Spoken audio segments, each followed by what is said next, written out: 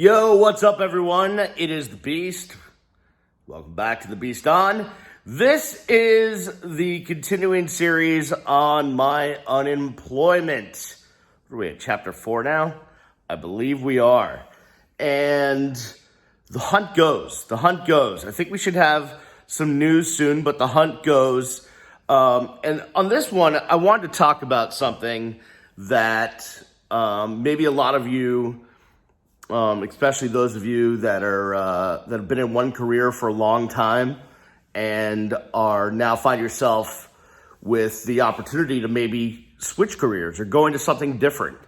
So that's what I'm going to talk about in this one, because there's been some interesting feedback I've gotten as somebody who's been in one career, been in radio for 20 plus years, and now I have the opportunity to explore other things, right?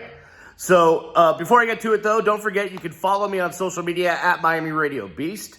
And of course, you can please, we are over 700 subscribers.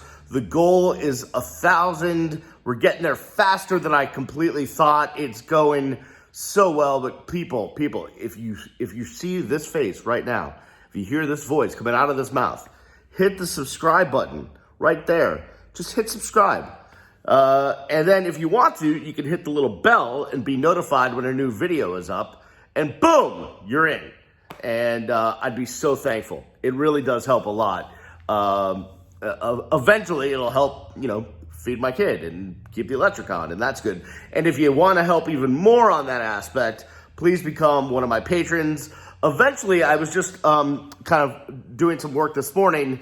As it gets to the Patreon stuff, I believe I'm going to start having some exclusive content that those of you that are patrons, only you will get. So it might behoove you to sign up now on my Patreon page, which is patreon.com/Brian the Beast London. So let's get into this. I've been in radio on and off, mostly on, since I started in student radio in January of 1995 at the University of Miami on 90.5 WVUM, the voice of the University of Miami. Back when we discovered the singer that had this amazing voice, and she had all this rage, and it was unbelievable. And her name was Alanis Morissette, and she turned into something. Anywho,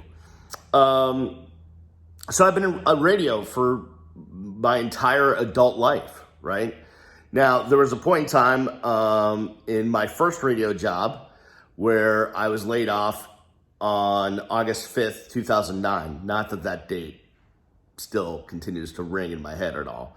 And I didn't get back in to radio on the terrestrial side, meaning like you can actually hear me on your dial, not on online or stream or podcast.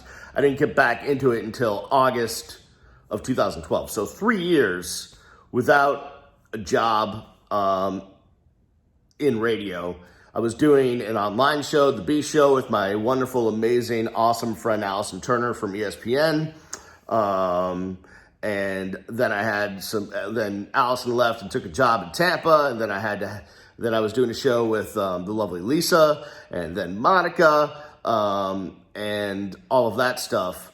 Plus, I started All Canes Radio, which a lot of you know, but some of you don't. I did a show for a number of years with my good friends Harry Rothwell from All Canes and Platon Alexandrakis, who is a 78-time UM grad. He's got 400 degrees, and he runs the site procanes.com. And we had every big Canes player on that you could possibly imagine over the course of 10 years of doing that show. And that started out as a podcast. And then we brought it to terrestrial radio. So I was doing that, and then I was working for my dad, selling meat. And I actually enjoyed it. For a couple of seconds, it was like, maybe I'll just move up north, join dad, be in the meat business, be in the family, carry on the London name that has been doing it in the meat business since, after the war. So I really enjoyed that. And I've worked with my dad, whether it be summers or during that time or whatever, a bunch of times, and I always loved it. But I think probably my dad's idea was for me to do better than that. That hasn't occurred yet, but we're working on it. So we'll see. But so recently, as I was let go and corporately downsized, as I've been calling it, well, here I am, and I look at my resume, and it's filled with radio. And I've talked about this, and I've done, there's videos on this, about the radio industry, and I don't want to go back and forth on the radio industry. There's a lot of you out there that are still in the radio industry, that are working in the radio industry, that are watching this, and listen, bless you, make all the money you can, and kick ass. I don't want to disparage that at all. But for me and my skill set of being on the air or being in programming management, the opportunities here in South Florida aren't exactly really there. One company let me go. Another company just laid off 1,000 people. They're going to lay off more people. The other company was just sold. If I wanted to move to Roanoke or Raleigh or Richmond, I don't know why they're all R words, Dubuque, I could probably get another radio job pretty easily. I feel confident in that. But, do you really want to relocate? That's a situation that you have to talk about when you are laid off, let go, unemployed. Do you want to relocate? There might be a job somewhere else that you want to go take. And I know a lot of people that have done that. My good, close, personal friend, former coworker, Jack Shell, was a radio DJ. He moved down here to try something out here. It didn't work. He ended up moving up to, was it Indiana or Illinois or one of those places in the Midwest, and he was there for a while. Then he was, then his company had some issues, and so now he's moving back down to Florida on the West Coast, and going to do something else that's not radio. So I know people that have moved all over the country to follow their passion in one career or another. But for me, everyone's like, hey, why don't you go back home to Boston? Why don't you, go move up there and whatever? Because you know what? I love it down here. I love it in South Florida. I love the fact that I don't have to shovel snow. Listen, I am always going to be a Bostonian, but I'm also, because I've been coming down here my whole life. My mom was born down here. My grandparents were here. I have family here.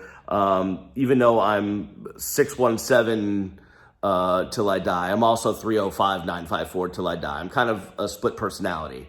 And yes, Tobin, I am a true Heat fan, and no, I don't root for the Celtics anymore. Just, if you don't know what I'm talking about, it's okay. It's those people that know what I'm talking about will understand. So, I can move back up to Boston, and certainly my family, my wife and my son love it up there. My wife has family in Connecticut. It would make sense, but we're so entrenched in our community. My wife and son go to, my wife teaches at a great school now. My wife goes to a great school now. We're really involved at our synagogue. We're really involved in our city of Cooper City. We love it here. It's a great small town within a big metropolis. We're just really happy where we are. It feels right to be here. So I don't want to pick the family up and move somewhere. What if it doesn't work out, right? I mean, then what? So for me, it's now, okay, I'm not going to be in radio. That doesn't mean I'm not doing media stuff and broadcasting stuff and what have you. It just means my 9-to-5 job is not going to be terrestrial radio. I've got other big plans and schemes and ideas and, working on business plans and looking for people to be involved with me. And if you're interested, slide into my messages, DMs, email, brianlewislondon@gmail.com, what have you. We'll talk. I've got a lot of ideas. I've got a lot of things brewing. but it's not going to be the conventional, I'm going to work for a radio station. So now, how do we keep the lights on? Well, we have to find a job. And that means looking for a job outside of terrestrial radio, which of course, if you look at my resume, it's all that. So lately I've found myself going on a bunch of interviews, and the first question I'm asked, because a hiring manager or whoever I'm interviewing with will have my resume, and they've probably looked at it for about a minute and a half before they brought me into the room or into the office. And they're looking at it, they're going, hey, it's all radio. Why are you here at X company? That's not radio. And then I have to explain to them, one, about the radio industry and the whole paradigm shifting and that stuff. And then also, hey, I know I've been in radio, but being in radio, and especially being in radio management, I have all of these skills that translate to so many other industries. There's the advertising aspect, the sales aspect of radio. I did spots, I talked to clients, I sold myself to the listeners, to the clients. Okay, I've got sales. I've marketing, promotions, events. I've done all that.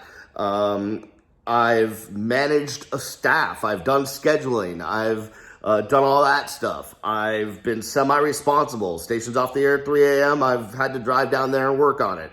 So I've got all these skills that I've learned in radio that can translate to a million different other occupations, but convincing someone of that has been really tough, to be honest with you, because they just look at me, they look at the resume, and they're like, I don't get it. Why are you here?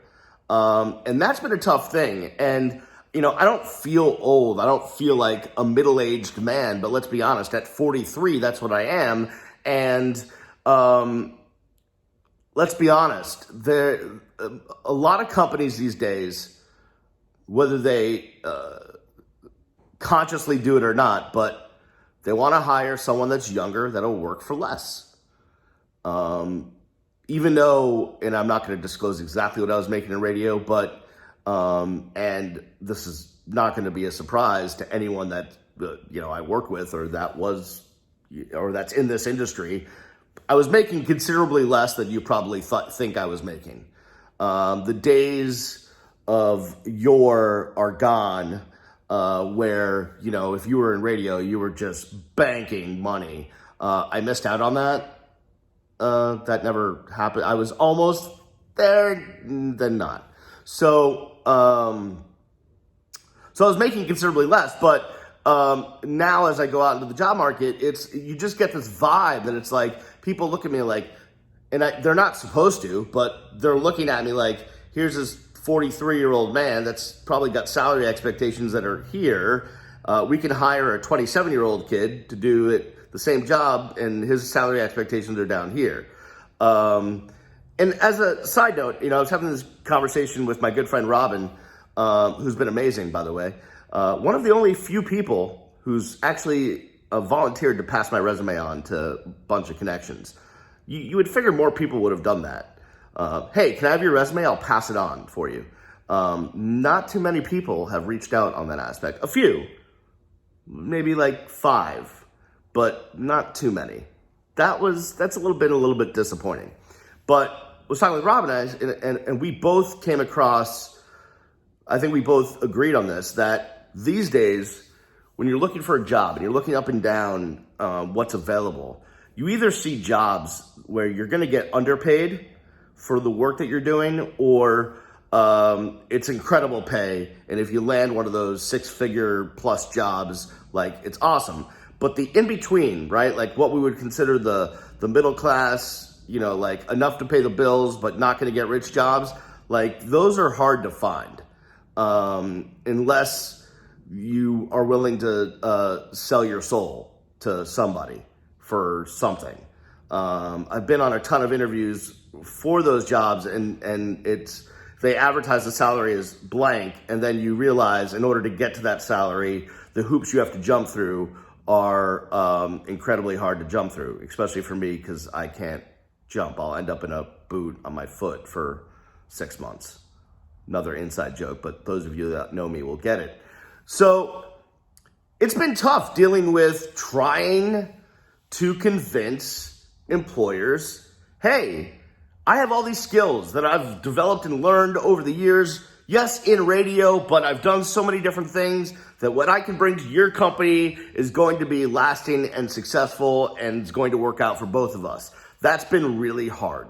In one of my most recent interviews, it was for pharmaceutical sales, inside sales.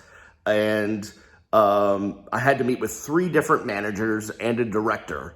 And 4 people looked at me like I had 7 heads because why are you here? Why are you interested in pharmaceutical sales? It doesn't say that you have pharmaceutical sales experience on your resume. I don't get it. What is your radio? Blah, blah, blah. And then once I talk to them, once we have a conversation, I can sell myself and explain to them that I do have the skills necessary to do that job. Not that I don't know if I'm interested in that job, but that's, I can do it. Here's why. And it's been tough to get that through. And I'm sure those of you that have been unemployed or have worked at a one job or one career for most of your life, and now you find yourself having to do something else, I think it's been a tough part. I think I've learned that I probably needed to make my resume more diverse in the way it looks and shapes. I can't lie or fake what experience I have and what experience I don't. I can't make up jobs, but I can better properly display my skills and let people know that I have more diverse skills than maybe you would think. So that probably is one thing that I could have done. And 2, when filling out these applications, it's a little bit tough these days because a lot of it is just faceless. It's just, here's an application online, you fill it out, you put as much information as you can, but they don't give you a lot of room to write in, hey, you know what, add just a paragraph about yourself that's going to sell yourself. There's not a lot of room in a lot of applications to do that. Some, but not a lot. And then it gets submitted and then someone looks it over and in 3 seconds says yes or no. And then you get an email cranked back at you that says yes, but no thanks. I know how it works because I was on the other end of that where I was asked by my boss to pick who we were going to hire at the radio station as producers and board operators. And I would go through the back end of the Indeed.com and the company website and go look at resumes and whatever. And yeah, it got pretty judgy. And, there wasn't a lot of room for nuance there. And it stinks. Maybe I would do it differently if now that I know what it's like to go through that process. But it's really hard when you're in that role as a boss to take a chance on someone that has no experience in what you want to hire them for. On the other hand, I'm someone with, I haven't done other things besides radio. I did do sales for my dad, but so I see what it's like for these hiring managers to look at me, with these eyes that are this big, like, how am I supposed to take a chance on you? You have no idea what this industry is like. Like when I went for the pharmaceutical interview, how much do I know about generic pharmaceuticals or the latest trends or, am I on all the blogs that, talk about the pharmaceutical industry and, you're just getting hit left and right and you're like, oh, okay. I see where you're going. So that's been tough. That's been tough. But, I think, I wish we could get back to the days where when you were applying for a job, you would show up at a location, you would hand your resume to someone, you would find out who the vice president is or the hiring manager or the HR person. You'd try to go press the flesh, as they say, shake their hand them the resume, leave an impression, do all that stuff. But that's happening less and less these days. I mean, as it gets easier to apply for jobs through all the job recruiting sites and company websites and all this stuff, the old way of being able to kind of sneak your way in the door or have someone hand your resume to someone is less and less between. Like, all the time when I was working at radio, someone would, be like, hey, I know so-and-so, they have their resume. And I'd have to be like, well, they have to apply at the company website and then I'll get to it. I couldn't just take a resume and that wasn't how it worked. It had to go through the system. So I get it. But as we've made this easier, we've also made it harder, to land a job, which is like everything else in today's society, whereas the more technology we have that streamlines it for the businesses, the harder it makes it on everybody else to kind of do things the old-fashioned way. So that's this week's chapter on my unemployment. I think next week, hopefully, we'll have some good news and some exciting news and something to share with you. We'll got all our fingers crossed and toes crossed. I didn't cross my fingers. I just held them up. Now my fingers are crossed. And for those of you out there that are in my similar situation, just keep your head up. I will say this.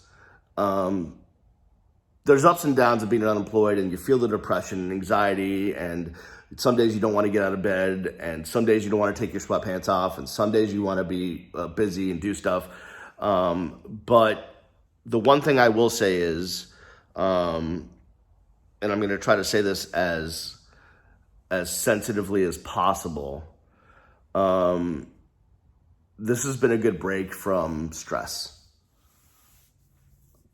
I was under a ton of stress my last job, and I'm sure I will be under my next one. So, but to have that stress and not get those calls that I have to be somewhere at 3 a.m. or someone didn't show up for a shift or, what have you, there's this big meltdown and we can't get X, Y, and Z done. The fact that I'm not dealing with any of that has taken a load of stress off me that I can't tell you how much it has helped physically, mentally, emotionally, not to deal with that. Now it's going to happen again because it comes with working, but it's been a nice break to not have that. It's been refreshing. I mean, look, I'd rather have a job and pay bills and be able to feed the family and do things that I want to do and keep the lights on and all of that stuff. But you know what? It's been a nice little break. So if we can get back going again here soon, I think I'll look back on this time as difficult, but needed, if you will. All right, that'll do it for me. Please, again, if you would, if you're still here, if you're still watching, any of you, just hit the subscribe button. Just sign up and subscribe. Come on, we can do this. We can do this. Hit the bell. That way you get notified when there's new videos. Follow me on social at Miami Radio Beast. I would appreciate that. And then, of course, you can support me on Patreon, where soon we'll get to some exclusive content. Do that at patreon.com/Brian the Beast London. And I would greatly appreciate it. For everyone in my living room, which is my dog. Let's see. Can we see? Charlie. Hi, doggy. Hi, doggy. For Charlie, Cha-Cha Charlie, and myself, and my never-used treadmill, although it's like a tread climber. It's not even really a treadmill. It's much more difficult to use than I thought it was when I bought it a long time ago. If anyone wants it, by the way, you can make a good offer. For everyone in my living room, I am the Beast. I'll see you when I see you. Peace.